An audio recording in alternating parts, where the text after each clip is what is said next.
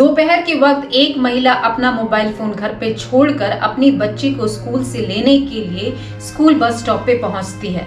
थोड़ी देर के बाद वो बच्ची घर पे किसी और के साथ पहुंच जाती है, पर वो महिला अपने घर पे नहीं लौटती है। परिवार के लोग काफी परेशान होते हैं, उसे ढूंढते हैं। जब वो नहीं मिलती है तो पुलिस स्टेशन पहुंचते हैं और 2 दिन के अंदर उस महिला की एक नहीं बल्कि 2 लाशें मिलती हैं। नमस्कार, मैं हूं श्रद्धा राय और आप देख रहे हैं क्राइम कहानी द चाणक्य पर।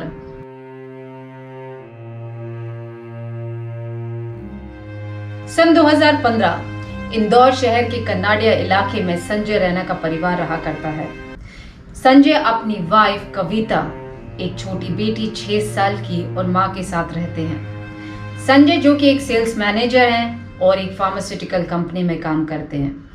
क्योंकि इनका फील्ड जॉब है, इसीलिए दोपहर के वक्त ये घर पे खाना खाने के लिए चले जाते हैं।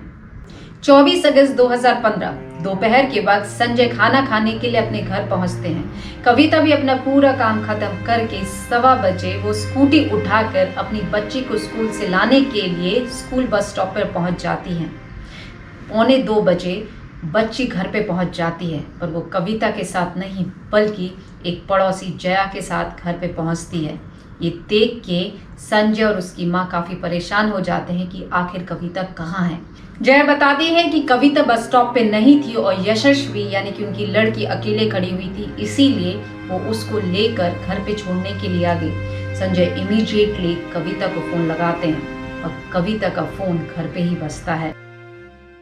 संजय आस पड़ोस में रिश्तेदारों को, फ्रेंड्स को, जहां भी संभव था सब जगह कांटेक्ट करते हैं और जानकारी निकालने की कोशिश करते हैं कि कहीं कविता किसी काम की वजह से उनके पास तो नहीं गई। पर जब कोई सूचना नहीं मिलती और काफ़ी परेशान हो जाते हैं तो वो पुलिस स्टेशन मिसिंग कंप्लेंट लिखवाने के लिए चले जाते हैं। पुलिस कंप्लेंट लिख लेती है, पर उन्हें ऐसा लगता है कि क्योंकि वो 30 साल की महिला है, हो सकता है कुछ काम में अटक गई हैं, आ जाएंगी वापस। अगर नहीं आए तो वो ज़रूर इस पे आगे कार्रवाई करेंगे। कुछ समय बीतने के बाद पुलिस संजय से कांटेक्ट करती है और बताती है कि उन्हें एक जला हुआ महिला का शव देवास के पास मिला है, इसीलिए आइडेंटिफाई करने के लिए वो वहां पे पहुंचे। संजय उस इलाके में पहुंचते हैं और जब वो शव को देखते हैं जो कि पूरी तरीके से जल चुका था, तो वो अनुमान लगाते हैं और कहते हैं कि ये शव कविता का ही है और फॉर्मेलिटी के लिए वो पेपर भी साइन कर देते हैं। 26 अगस्त 2015 को पुलिस स्टेशन से फिर संजय को एक कॉल पहुंचता है कि उन्हें एक बोरी में एक महिला के 6 टुकड़े मिले हैं। आइडेंटिफाई करने के लिए वो वहां पर आए। संजय जैसे ही आइडेंटिफाई करते हैं कि ये 6 टुकड़े कविता के ही हैं, तो लगभग इंदौर की सारी पुलिस इस केस को सॉल्व करने में लग जाती है।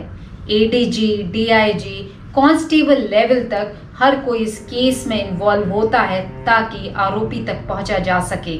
80 पुलिस ऑफिसर्स को 4 टीम में डिवाइड कर दिया जाता है, यानी कि telecom, research and analysis, forensic और recreation team. 5 lakh phone call को खंगाला जाता है। छटनी करने के बाद 1000 फोन्स को ट्रैक किया जाता है। छोटी से छोटी और बारीक से बारीक चीजें पुलिस पहली बार पावर पॉइंट प्रेजेंटेशन बनाकर तैयार करके उसमें लिखती है। वो नहीं चाहती थी कि कोई भी ऐसे डिटेल उनसे छूट जाए जिससे आरोपी बच जाए। और 3.5 महीने की मेहनत के बाद पुलिस 9 दिसंबर 2015 को महेश बैरागी को गिरफ्तार करती है और प्रेस कॉन्फ्रेंस करके मीडिया को ये सूचना देती है कि कविता की जान महेश बैरागी ने ली है।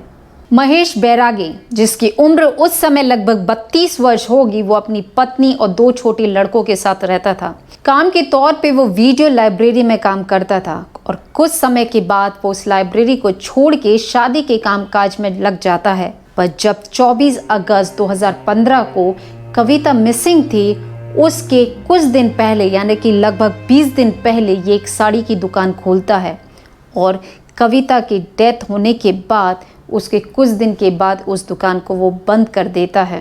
2013 में महेश के खिलाफ पोर्नोग्राफी कंटेंट सप्लाई करने की कंप्लेंट रजिस्टर हुई थी। 2014 में महेश के खिलाफ किसी को जान से मार देने की धमकी की कंप्लेंट भी रजिस्टर हुई थी। महेश के कई लड़कियों से संबंध भी थे। पुलिस के मुताबिक 24 अगस्त 2015 को जब कविता अपने घर से अपनी लड़की को लेने के लिए निकलती है तो पहले वो महेश की साड़ी की दुकान पर पहुंचती है, क्योंकि उसने अपने कुछ कपड़े महेश की बीवी को स्टिच करने के लिए दिए थे। पर जब कविता वहां पहुंचती है तो महेश की बीवी नहीं थे और ना ही उसके कपड़े वहां पे थे। महेश कविता से कहता है कि उसके कपड़े उसके घर पे हैं और उसकी बीबी भी वहीं है। अगर वो चाहती है तो वो घर पे चल के उसको वो कपड़े दे देगा। कविता घर जाने के लिए तैयार हो जाती है, इसीलिए महेश कविता की बाइक पे ही कविता के साथ अपने घर की तरफ बढ़ता है, जो कि दुकान से लगभग 6 से 7 किलोमीटर दूर था। पर क्योंकि महेश के इंटेंशन गलत थे, घर पहुंचते ही ये कविता के साथ फिजिकल रिलेशनशिप बनाने की कोशिश करता है, यानी कि ज़ोर ज़बरदस्ती करता है। कविता रेजिस्ट करती है, हाथापाई होती है और ये एक रॉड उठा के, यानी कि लोहे की रॉड उठा के कविता की जान ले लेता है। महेश कविता के शव के 6 टुकड़े करता है और उन्हें 3 बोरियों में भरता है और इन 3 बोरियों को एक बड़ी बोरी में भर के कविता की ही स्कूटर पर ले जाकर उसे एक नाले में फेंक देता है। और लगभग 8:30 बजे ये एक बस स्टैंड की पार्किंग लॉट में उस स्कूटी को पार्क करता है, 30 रुपये देता है और अपना नाम रजिस्टर में राजू लिखवाता है।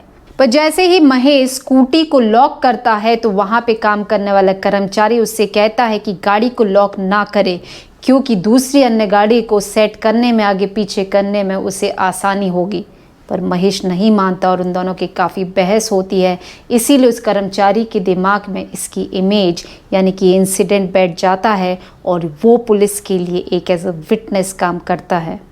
पुलिस के सामने वो इलेक्ट्रॉनिक शॉप की फुटेजेस आई जिसमें कविता उनके दुकान के सामने खड़ी हुई नजर आई और इलेक्ट्रॉनिक शॉप के लोगों ने ये भी बताया कि महेश उनसे शॉप की फुटेजेस मांगने भी आया था, जिसकी एंट्री सीसीटीवी कैमरे में भी दिखी। 3 साल तक डिस्ट्रिक्ट कोर्ट में ट्रायल चलते हैं और लगभग 30 महीने की सज़ा काटने के बाद महेश को सेशन कोर्ट बाइज्जत बरी कर देती है, क्योंकि सेशन कोर्ट के मुताबिक पुलिस ने महेश के खिलाफ पुख्ता सबूत पेश नहीं किए थे। यहाँ तक कि वो हथियार जिससे कविता की जान गई वो भी पुलिस पेश नहीं कर पाई थी। इसीलिए पुलिस की खामियां देखते हुए, फॉरेंसिक टीम की खामियां देखते हुए कोर्ट महेश को रिहा कर देती है। कोर्ट के इस फैसले से कविता का परिवार काफ़ी नाराज़ होता है, चिल्लाता है और कोर्ट में बिलक बिलक के रोने लगते हैं।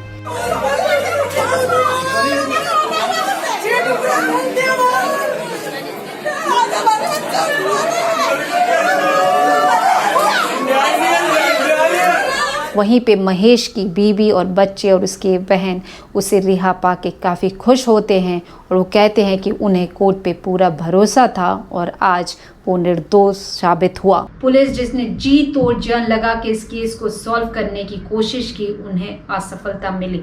इसीलिए वो हाई कोर्ट में अपील करते हैं और उनकी अपील मंजूर हो जाती है।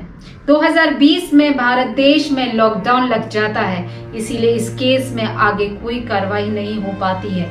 इसलिए 2022 में इंदौर पुलिस इस केस को फिर से रीओपन करती है। साल भर से पुलिस इस केस पे काम कर रही है, पर अभी तक वो सही आरोपी तक नहीं पहुंच पाई है। हम उम्मीद करते हैं और दुआ करते हैं कि जल्द से जल्द पुलिस के गिरफ्त में वो आरोपी हो और उसे सजा हो सके। नमस्कार।